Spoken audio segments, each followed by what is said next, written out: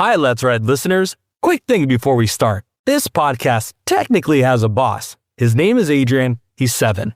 He checks the subscriber numbers every week. He sets aggressive targets. And I've been told just try harder is his full management philosophy. So follow or subscribe and tell a friend to do the same. It'll help me keep my job. And stick around because this is a real-time journey, learning, parenting, work, life. I'm sorting through all of it out loud for your entertainment. So come on this journey with us. Now, let's ride.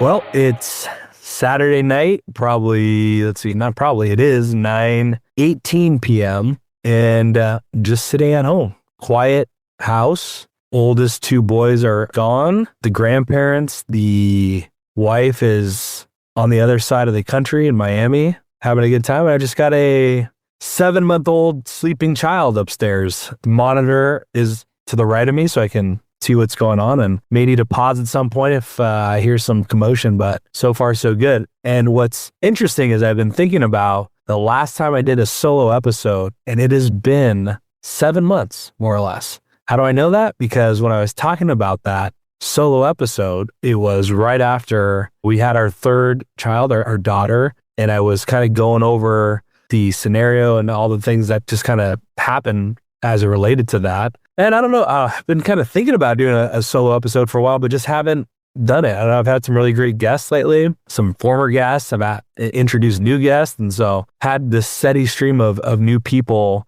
to talk to, which is really fascinating. And yeah, just haven't had the time to do a solo episode because I've had a full roster of new people to talk to. So, but we're back. We're back, whether you like it or not. I'm going to talk a little bit and just go solo today. So let's get into it. So I want to start with, I was cleaning the garage. This is what you would consider, something fun that you do in your spare time now, because there's not always a ton you could do when you have 3 kids at home. So I'm cleaning the garage. It's that one thing where it's just you're staring at a pile and you walk past it every day. Sometimes it gets a little bigger, grows. You might, chip away at it, and then miraculously it just grows again, and you just kind of feel like you're treading water for a while. And so one day you wake up and you just tell yourself, today is the day that this pile goes away for good. And so that was the intent. That was my plan. And so I had a desk that I had been using for probably 2 decades, I'm going to say. And it's just one of those things where you kind of would just throw knickknacks in there. You get something and you just kind of don't know where else to put it. And it should be ridiculous to throw it in the trash. So what do? You just kind of throw it in a drawer somewhere and forget about it. And so in a way, it was almost like this time capsule that I'm going through that I really hadn't looked at all. So I'm going through there. I've got a bunch of newspaper articles. So I've got an article from, I think, Vin Scully's, it's all Dodger articles. So Vin Scully's farewell game, his last broadcast. Nomar Garciaparra hitting a home run, I think, after the Dodgers had hit 4 home runs in a row to tie the game, go to extra innings, and Nomar Garciaparra hits the game winner. Things like that. I had some guitar picks in there. I maybe had casually strummed a guitar a handful of times, but somehow had 35 picks in there that I was saving for some reason. Old business cards, headphones, lots of old headphones, an old laptop, tons of papers, just lots of different papers that didn't mean a whole lot. Some old soccer socks that didn't appear to have been washed before being put in there. So that was interesting as well. Anyways, I could go on, but there was a couple things in there that really got my attention. And one of them was a business card. And it was a business card of the chairman, founder of Niagara Bottling, who's the company that I've worked for the majority of my career. Probably 90+% of my working days after college have been spent at this company. And there's a very interesting story about it, and you're going to hear all about it right now. So times where you think about moments in your life that literally change the trajectory of your life.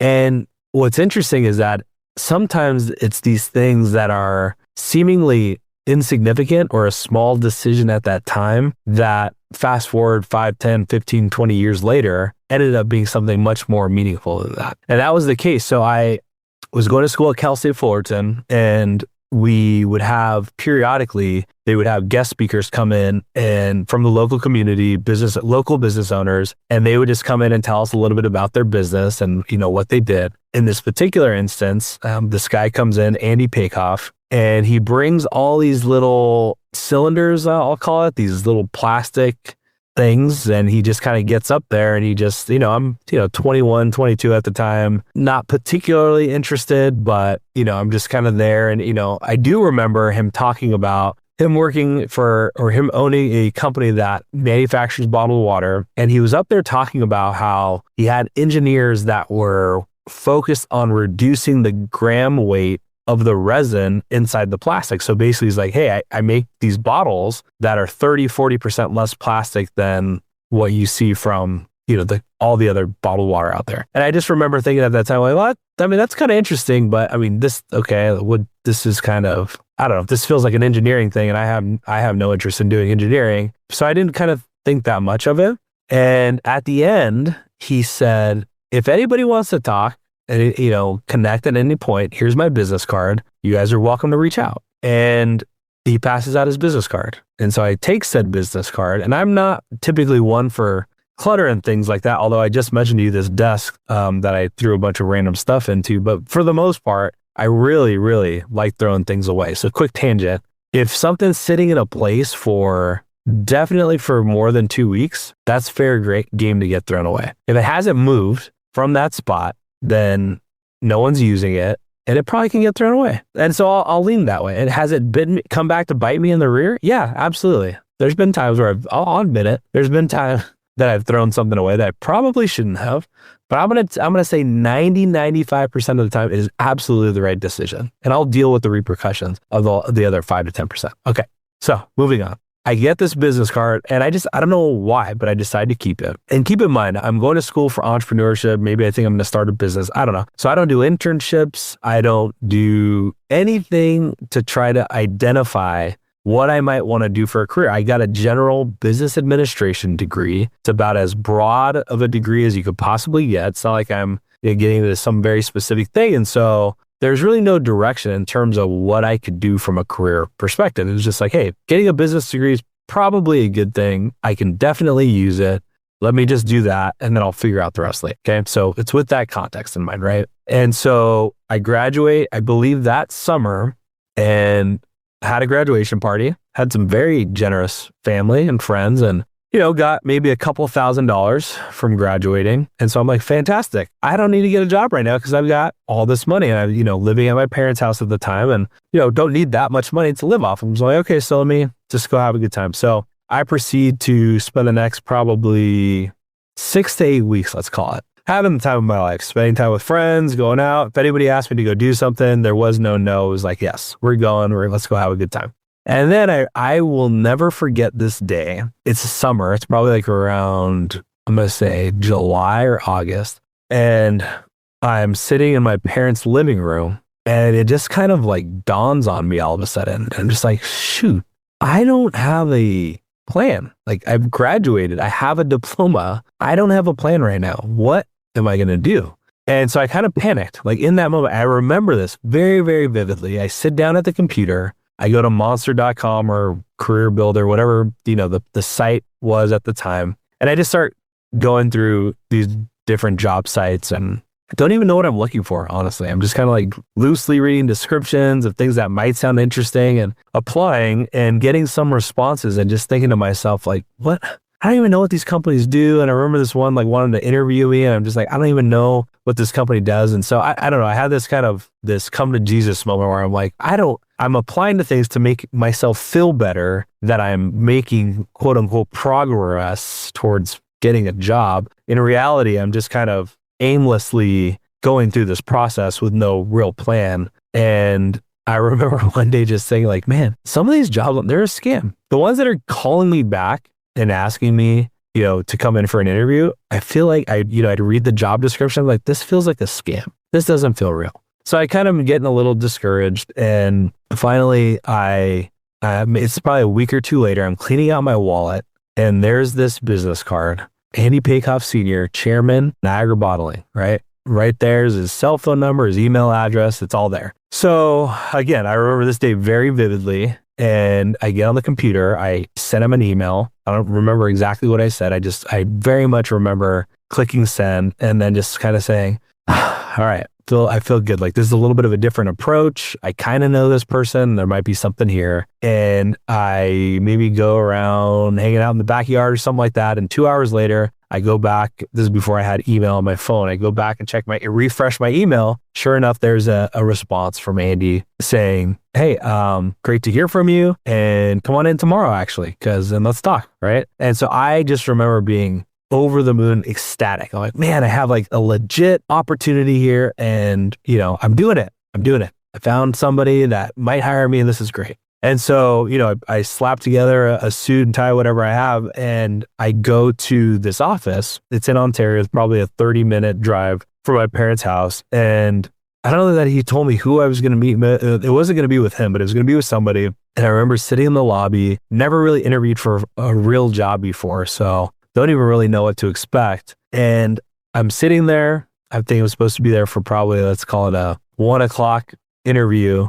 And 15 minutes goes by. And by the way, there's no receptionist in the lobby. So I don't actually know what's happening. I think maybe an hour later for when I was supposed to interview, somebody comes in and comes into the lobby, says, oh, hey, you're here. We're really busy right now.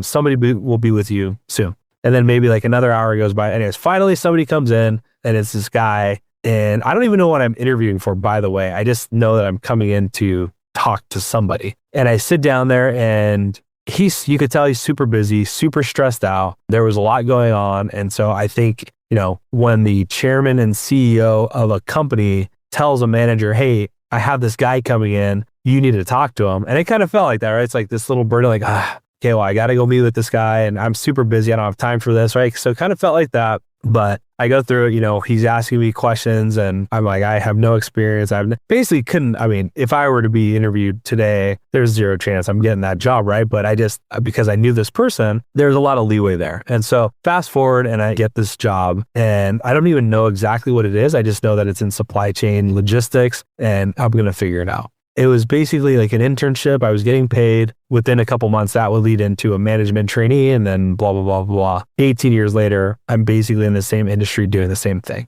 And it happens to be something that I really enjoy now. I built a really great career, I think, doing it and met some really fantastic people. I've got a fantastic network. I'm very experienced and educated in this topic and I like to talk about it.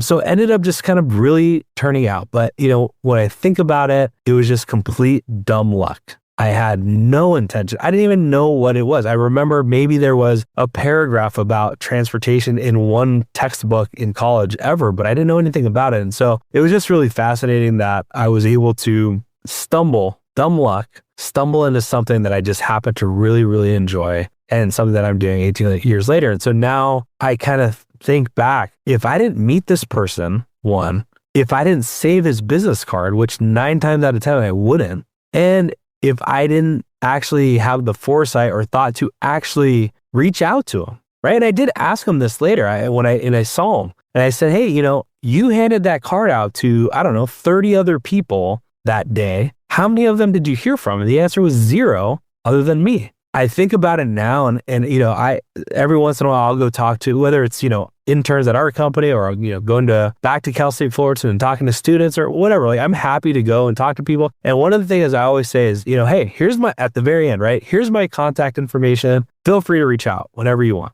Almost nobody, I can think of probably a handful of times that somebody has followed up with me after that. And so there's one or two things that's true. One, they heard me talk and they're not interested in what I had to say. And so they didn't reach out, which fine, fair. Or 2, they just don't have the initiative or maybe understand, or they're not paying attention. They don't understand what that could have turned into. And all it takes is a 10, 15, 20, 30-minute phone call that could change the course of your life. And you have no clue, right? And so I guess all of that is to say, I feel extremely fortunate. I have no clue what would have happened. I might have went and applied for a police department if things didn't work out, or I really don't know, but because I had no plan and I just stumbled into this and super fortunate and lucky that it happened the way that it did. And that I just had the foresight to actually pick up the phone and make that or send that email. You don't know who you're going to run into.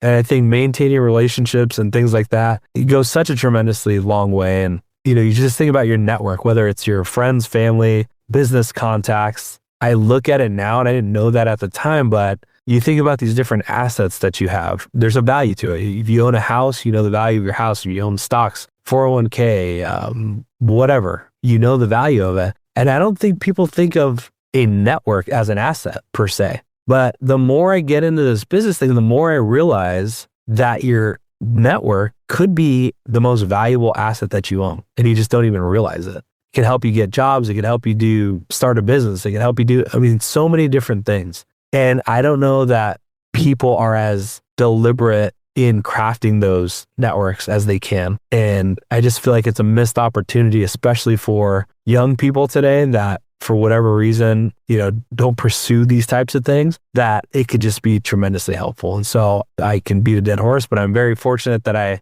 kind of followed that. And that's a very long-winded story, but that's one item that I found on this desk. And so I'm going to hang on to it. It's, it's got this nice patina to it, let's call it. It's just it's beat up. It's, 20 years old at this point, but it put a smile on my face. It was really a nice reminder of where I've come from. And that was really exciting. And so kind of along those lines, I've also saved a lot of my different offer letters that I've gotten from, jobs, promotions, things like that. And I did save those as well. And so I have some of that. I won't tell as long of a story on that, but I will say I have, so fast forward, I'm doing this internship. Within a couple months, I get this offer to be a manager trainee.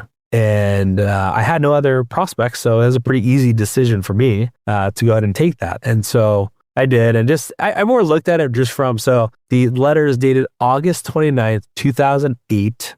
And, just kind of all the legalese that you would expect. But it has my salary on there. So fresh out of school. Now, I don't know inflation, what this would be today, but at that time it was a salary of $50,000. And I was over the moon. I mean, I was like, wow, you guys are going to pay me this much money. I mean, I had never seen that much money in my life, right? I'm waiting tables, living off tips, working in a clothing store, working in a grocery store, making $6.25 an hour, $5.75, whatever it was at that time. So $50K to me, that was living real big. Really excited. And I remember kind of getting into that too and just thinking like working a 40-hour work week and coming home. I'm still living at my parents' house at the time and just be like, how do people do this? This is so tiring, right? Just like get home because I'd start early, get home maybe 3:30, 4 o'clock and just want to jump in bed and just be like, I am exhausted mentally, physically from working all day. I'm here used to working 4 or 5 hour shifts, not 8-9 hours and doing a big boy job. And so, it kind of reminded me of those times too. And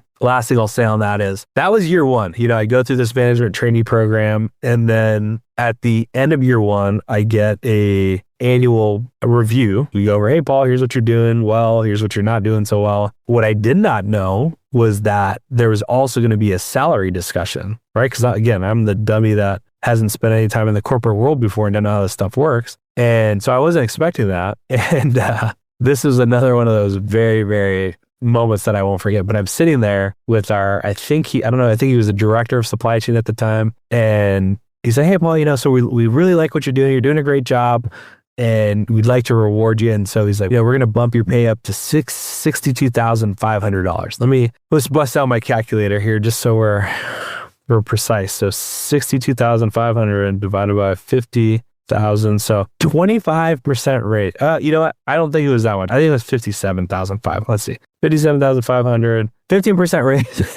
I remember thinking in the back of my mind, like, you guys, thank you, right? Externally. Thank you. That's super, super nice of you. I would have kept doing this job for the same amount of money that you're paying me before. Because I don't know about annual merit increases and things like that. And yeah, so he offered, and I just thought that was an astronomical amount of money. And I just like, man, I would have taken zero or way less than this, but you gave me something more. And I do remember though, and I don't know if this was deliberate on their part, that was something that created a lot of loyalty for me. That one, I should have had a lot already because this company had given me such a huge opportunity, putting their faith and trust in somebody that had no work experience. I already should have been greatly indebted to them. And I think I was to a degree, but once there was that money component and I felt like they were really taking care of me, that's when it's like the loyalty there was just kind of through the roof. And, it's one of the main reasons why I've spent so much time at that company as I have is just, especially early on, is feeling as though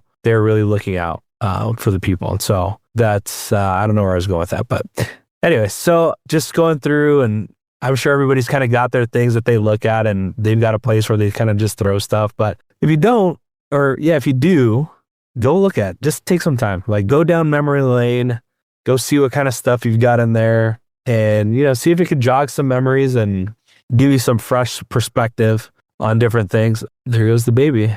Here's some coffee. I think we're good. We're going to try to power through this until I hear the full on crying. But yeah, that just got me thinking about the power of seemingly small decision at the time that you have no clue what it could turn into. So it did get me thinking about, that was me at 22, 23. If I could go back and give myself advice to that 22-year-old self, what would I do? And I know people say this, but I'm not sure that I would have done anything differently. Again, I think I got very fortunate at this particular company, but I don't know that I would have done something differently. I guess the outcome could have been better than it's been so far, but the outcome's been pretty great so far. And I do think it did get me thinking that there are people that are looking for this flashy piece of advice or just something that maybe moves the needle more.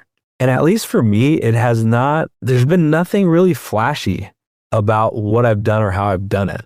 It's really just like, if I could describe it in one word, it's just been consistency, just kind of doing the same thing over and over again and just doing it to the best of my ability and just seeing where that goes. I think you have people out there, and by the way, everyone has their own approach, works for their personality, works for them. But like the way I think about it, being a big baseball guy, is you have the guys and girls out there that are in the batter's box and they're looking at those pitches coming in and they're looking for that pitch where they can hit a bomb, right? They're going to hit a home run.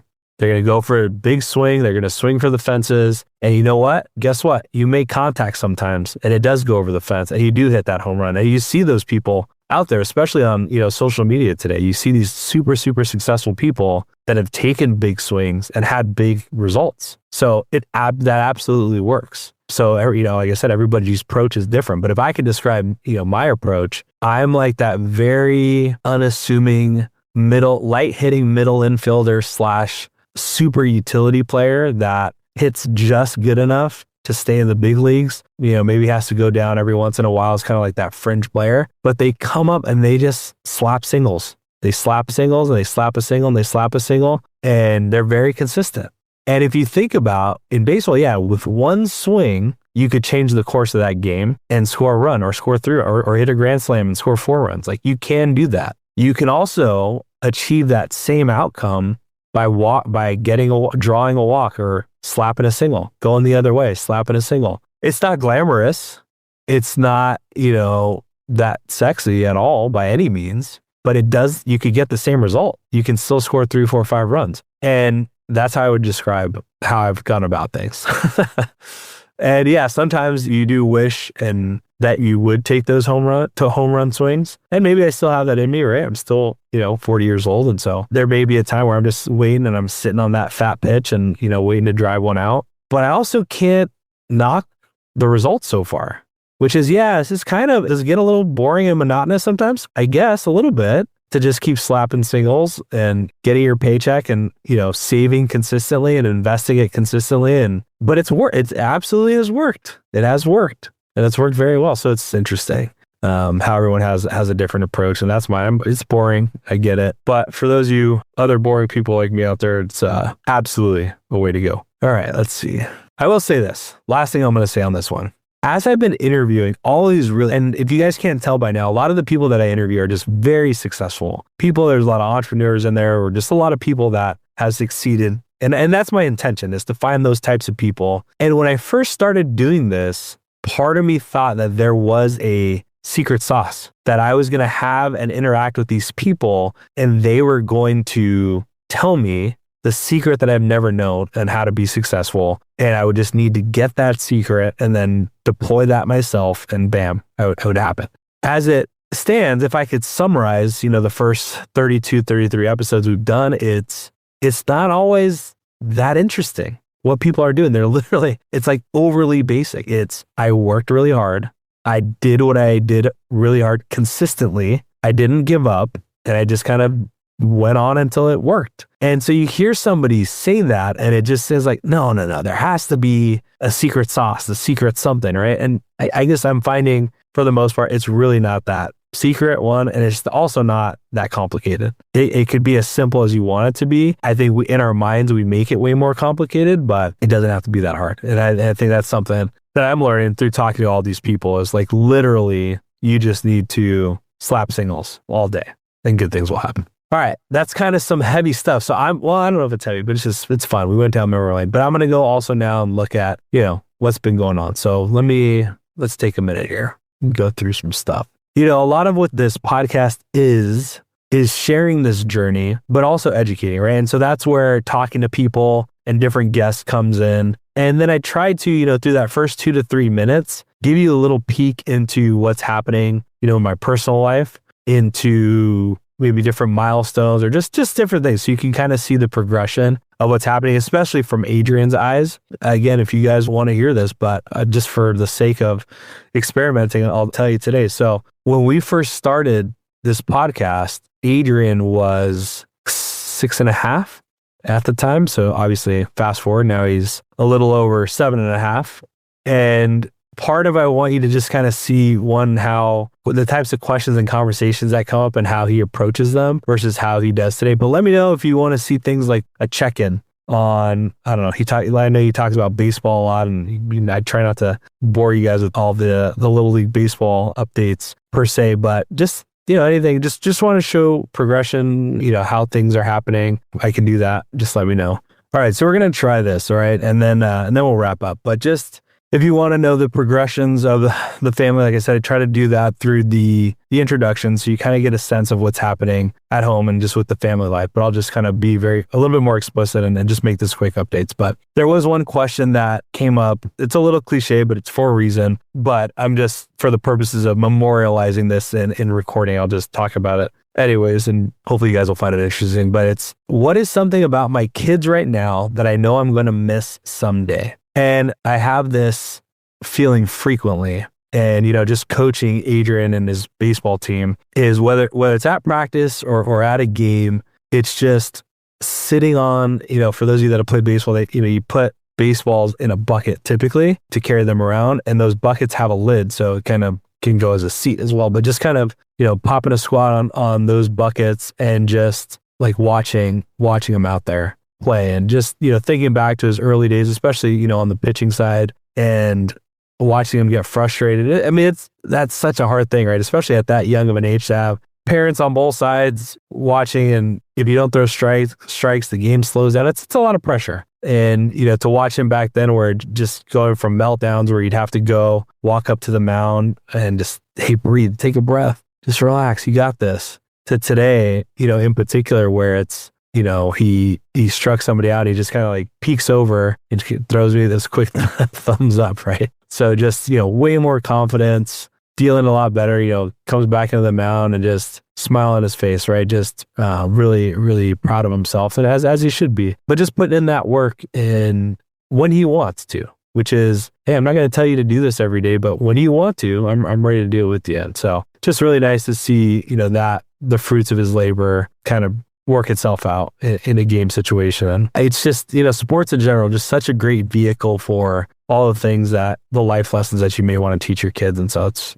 really great. And so, I think as far as Damien is concerned, he kind of reaching that age, 5.5, where he's not just going to kind of sit there and take it anymore, right? Like what your older brother says goes. And that was the case. It's very agreeable, just kind of going with the flow, whatever Adrian says goes kind of thing. And now more recently noticing this trend, not every time, but just kind of creeping in there every once in a while, where if something's happening that he's not particularly excited about or, on the game plan with, he's going to make his opinion known. a little bit more. And I think I can sympathize more with Adrian as the older brother in the room, which is, hey, what I say goes kind of thing, to, I'm being questioned here a little bit, and kind of just the power struggle that seems to be going on there is just, really fascinating and fun to watch, and just also, gotta break it up every once in a while. But, for those of you that have siblings, you know how that goes. And then last, Camilla, just 7 months old, chugging along, just doing her thing, and,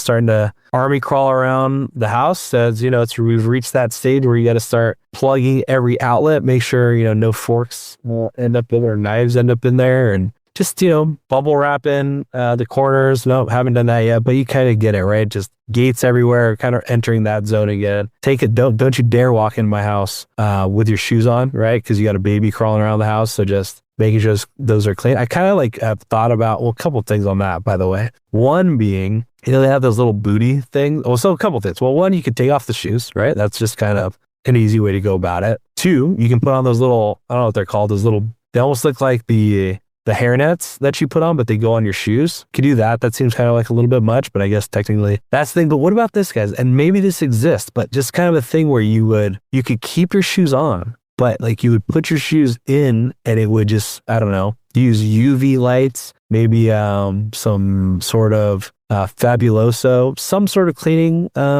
material that would just scrub the heck out of those soles of the feet. And you can keep those babies on, walk in the house, right? So you kind of get the best of both worlds. You got your clean feet, and you can leave your shoes on. So if that doesn't exist, if it does, please let me know. I might be in the market for that. If it does not, to all my inventors/entrepreneurs out there, you have at least one customer for sure. That's it, guys. I'm going to end it there. I really appreciate all the support and listening. I do this for myself, just to be honest. It's kind of like this living, breathing history. It's you guys seeing how I go about learning and trying to get better at what I do every day. But I really hope it helps you guys as well. And maybe not everything, but at least just something here or there. Either way, I genuinely appreciate the support. So does my wife, to be honest, because I'm editing this thing, putting timestamps, doing all this stuff after hours when I probably should be spending time, watching a show or doing something with her. And thankfully she's been very supportive, but those are the times that I'm taking away to focus on